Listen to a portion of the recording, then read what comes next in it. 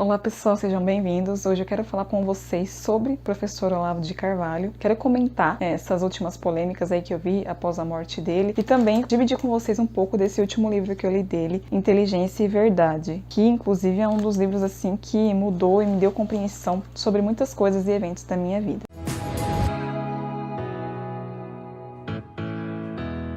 Mas antes eu quero falar com vocês sobre as pessoas que se dividiam entre ser contra o Olavo e ser a favor do Olavo. E por que não ser um meio termo, né? E aqui eu me coloco nessa situação. Eu já fui uma dessas pessoas que tinha total preconceito contra o Olavo, sem nunca ter lido nada dele, nem visto nada. Eu só me baseava nas polêmicas, nos textos do Facebook, essas coisinhas, mas não tinha lido nenhuma obra dele, nada. O que me fez mudar de ideia e até ter começado as aulas do COF, né? Eu não fiz muito, mas eu fiz algumas e lido também essa obra dele, foi o que eu percebi. Se não fosse os seus alunos, eu jamais teria dado crédito ao professor Olavo de Carvalho. Eu vi uma coisa que se repetia muito. Todas as pessoas que atualmente têm algum destaque, alguma relevância, alguma importância, seja na cultura ou na política, elas eram alunas do Olavo. Até que um momento eu parei e pensei, não, se ele é um babaca, se ele é isso aí que a mídia fala, que as pessoas falam de tão ruim, os alunos dele não seriam essas pessoas geniais, brilhantes e as melhores em tudo. E você pode discordar, mas assim, é fato.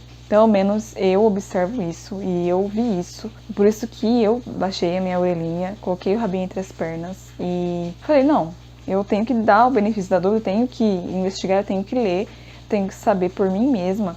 Então, eu vou ver o que esse cara ensina, porque de uma árvore má não pode sair frutos bons. Os alunos dele me surpreendiam em muitos aspectos, né? As melhores pessoas aí, em grandes nomes, em todas as áreas, né? Culturais e até mesmo política, eram pessoas, assim, talentosíssimas e de uma inteligência que eu nunca tinha visto antes na minha vida. E dito e feito, né? Eu dei uma chance, comecei as aulas do COF e logo nas primeiras aulas eu percebi que eu não sabia nada e eu nunca tinha sido educada. Eu comprei uma ideia de educação e, na verdade, nem era educação de fato. E eu me arrependi de não ter começado antes. Eu falei, agora eu entendo por que os alunos dele são o que são e têm talento, têm resultado. E assim, você pode discordar, tudo bem, é um direito seu, mas você tem que reconhecer, no mínimo, isso. Ele tem alunos aí de alto calibre e que fazem, assim, um grande trabalho cultural ou político. E se não fosse por isso, eu realmente jamais teria sequer dado ouvido ao Olavo. E aí depois eu falei, vou ler uma obra dele, né? Comecei aqui, já peguei alguns artigos aqui para ler também do mínimo. Não li tudo. Mas esse daqui me chamou a atenção só pelo título. E aqui é onde ele ensina justamente a mapear a nossa ignorância para a partir daí criar as bases para uma vida intelectual. Então, você sabendo o que você não sabe e também sabendo aquilo que você sabe, mas o nível que você sabe, aquilo que você sabe, já é um ponto de partida para iniciar aí uma busca pela verdade ou uma vida intelectual. Eu nunca tive a pretensão de levar uma vida intelectual, embora eu leia, né, regularmente, não me considero também uma leitora voraz, mas eu levo uma vida de estudos de uma pessoa normal que gosta de estudar, de conhecer, de buscar a verdade. E aqui nesse livro eu me surpreendi bastante. Eu sempre gostei de filosofia e nunca imaginei que um dia eu viesse a estudar e essa oportunidade surgiu com o Olavo. E olha que sorte, né? Tive muito pouco tempo aí com o Olavo vivo para aprender, mas agora a gente tem aí as aulas dele e os livros, ainda bem. Ele deixou um legado imenso. E aqui foi onde eu entendi muitas coisas das coisas que aconteceram na minha vida. Quando ele ensina a reconhecer a verdade, o que é intuição e o que é inteligência. Isso aqui, gente, é assim, um divisor de águas e transforma vidas. Que se depara, né, com os mecanismos para se encontrar a verdade em tudo. E a verdade máxima, que é Cristo. Tanto que o Olavo é responsável por muitas conversões. O estudo de filosofia sincero, correto, ele leva a verdade, né, pura em ato, né, aquele que é a verdade. E as pessoas que são contra, né, que criticam ele, não gostam dele, elas têm que também levar isso em conta, né? Ele tem na conta muitas conversões e isso daí é algo relevante, sim. Tem algo de peso, sim. E mesmo que você não goste dele, você tem que reconhecer isso. Muitas pessoas falam assim, mas o nível dos convertidos, né? A qualidade dos convertidos não é essas coisas. Com base em que você fala isso? Você agora conhece a vida íntima, né, das pessoas com Deus? Então, assim, é preconceito puro e unicamente. Eu acho que pode existir um equilíbrio, né? Você não precisa necessariamente para aprender com uma pessoa, concordar 100% em tudo com ela, com o que ela diz, com o que ela fala, como ela age. Você pode aprender com uma pessoa mesmo discordando com ela em outras coisas, mesmo não gostando de algumas posturas, de algumas falas. Isso aí é maturidade, gente. 100% a gente só vai concordar com a igreja, com o que ela nos manda crer, com Deus. Acabou. O resto, nem Cristo não agradou todo mundo, quem dirá a gente. E São Paulo diz, examinar tudo e reter o que é bom. Em tudo a gente pode examinar as coisas, aprender com elas, acatar o que é bom, utilizar na nossa vida, e o que não é, segue pra frente, descarta, elimina. Você não precisa gostar e concordar com tudo. Eu acho que isso não existe. Nem aquele que é carne da sua carne você concorda e pensa 100%. Com todas as pessoas, em algum nível, você vai concordar e discordar. Em vários níveis, em vários assuntos, em vários aspectos. E nem por isso você vai deixar de aprender com o que ela tem de bom a nos ensinar. Então é isso, eu não preciso ser uma defensora ferrenha, passar a mão para os erros e vacilos de uma pessoa, ou demonizar ela, ou santificar ela também, que já é um outro extremo. Tenha um equilíbrio, né? Como todas as coisas, tenha uma temperança de aproveitar o que é bom e ignorar o que você não gosta e aquilo que não é bom para você.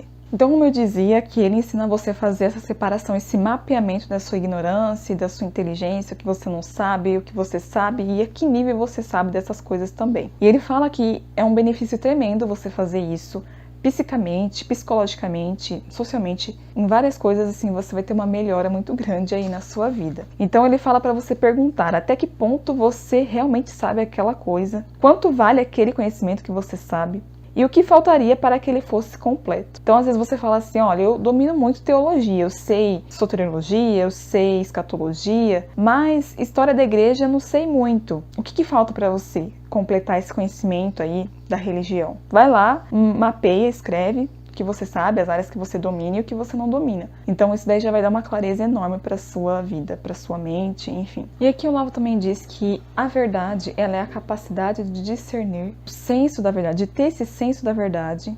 É uma inteligência que é apta, hábil e forte para discernir a verdade da falsidade em todas as circunstâncias da vida e aceitar a verdade e permanecer nela. Tanto que o Olavo tem uma frase muito famosa, né? Verdade conhecida é verdade obedecida. Platão dizia isso, né? Mas a frase se popularizou com o Olavo. Então ele diz que a inteligência é uma aptidão cognitiva e de uma vontade de conhecer. Outra coisa interessante que o Olavo fala aqui é que muitas pessoas têm a palavra verdade como uma noção aí posada, teatral ou até romantizada.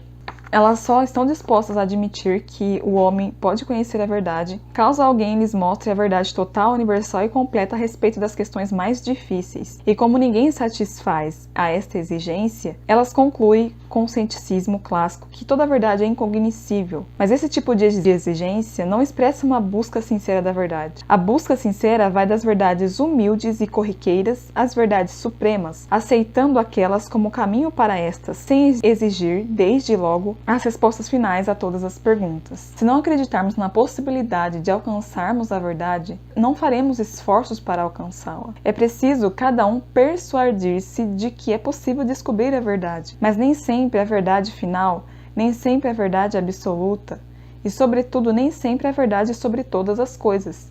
Em muitas coisas é possível alcançar uma verdade final absoluta, e muito mais coisas do que se costuma imaginar. Porém, em muito menos casos do que nós desejaríamos. Então, essas pessoas que dizem que a verdade é impossível, é um negócio inacessível, ninguém pode chegar até ela e tal, elas escondem no fundo uma assídia, digamos assim, uma preguiça, porque no fundo talvez elas não queiram se dedicar à busca dessa verdade e talvez até mesmo se submeter à verdade. Elas vivem no mundo ali iludidas, né, no seu comodismo, no mundo ilusório. Para buscar a verdade requer um esforço muito grande. E não é fácil, às vezes você vai se deparar com uma coisa da qual você não quisesse que fosse verdade, porque vai exigir renúncia, vai exigir aí que você abra mão das suas ilusões. E para finalizar, ele vai dizer que existem 4 níveis de certezas possíveis, os graus de certeza que temos sobre algumas coisas. A primeira é a certeza, depois a probabilidade, depois a verossimilhança e a conjecturação do possível. E aqui ele vai explicar como que funciona cada uma dessas, né? A certeza tipo, eu estou aqui agora. Isso é uma certeza. A probabilidade é uma opinião sobre a qual você pode ter uma certeza evidente, apódica, com relação a um grau de probabilidade determinado ou determinável. Em alguns casos só podemos ter conjecturas. Em outros casos, nem isso você pode ter. Você pode ter apenas uma probabilidade indeterminada.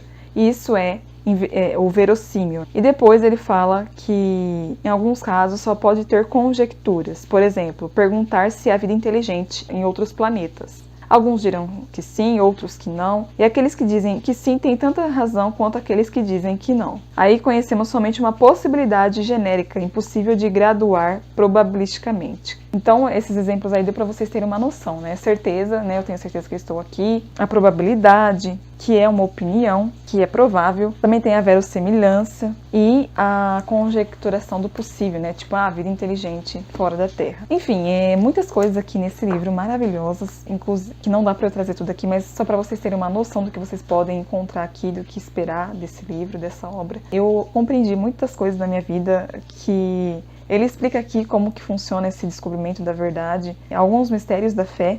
Eu vim entender aqui com a explicação dele, coisas que eu tinha entendido por graça divina, pelo dom da fé mesmo. E aqui ele, digamos que trouxe luz, né, esses eventos, essas luzes que eu tive. E aqui ele explica, né, essa questão aí da intuição, da inteligência, que trouxe aí uma clareza para mim. Então era isso que eu gostaria de trazer para vocês, né, um pouco dessa reflexão aí sobre a pessoa do Olavo e também um pouco da obra dele que eu li recentemente, que eu gostei muito. Eu recomendo que vocês leiam, adquiram, comprem aqui pelo meu link para ajudar o canal.